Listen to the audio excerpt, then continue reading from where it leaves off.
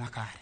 Nikech nitiere ywak moro ma biro ka en DCPA Masiro nikech bengi nyoro ne ji barua ka nyiso ji ni koro sani gidhi idho wach mar usuru migole atamalo kwa atamalo 14 nyaka atamalo 16.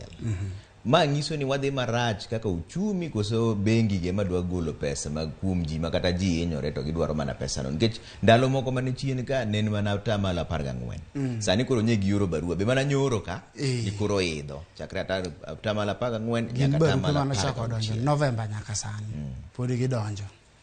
Koro mana nyalo wacho ni Trevor mago ranyisi kata kizungu wacho ni indicators mago ranyisi no chumi ok ber.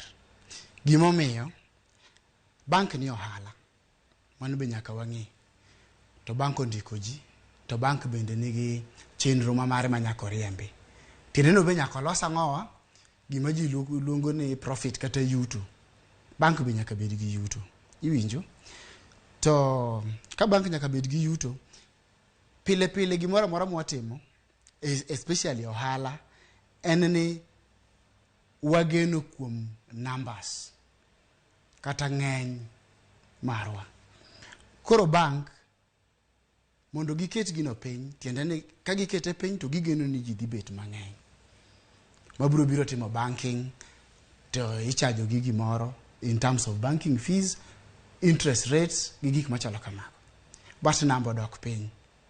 Yot mana mondo iket rate mondo bed piny ka namba matimo banking kata madhi holo ng'eny. To katin makoro ohala onge kore gatache itimo nang'o achiel mobiro ne minego kose achiel mobiro ne minego koro ibro ne gi depend kuom ji mang'eny mondo dhi okaw pesa to pesa ni ji ok kawe uchumi rach. To koro ku uchumi rach bank be nyaka bedi ohala okangilor koro giywak gigi duto bedo i chenro mag bank bedo control gi central bank mar Kenya.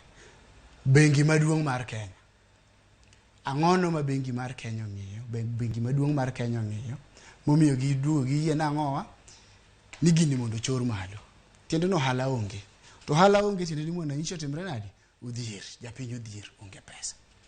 Koro matin mage yudo ka bende nyaka kore yod atamalo mamalo mogik minyalo yudo kuomgi.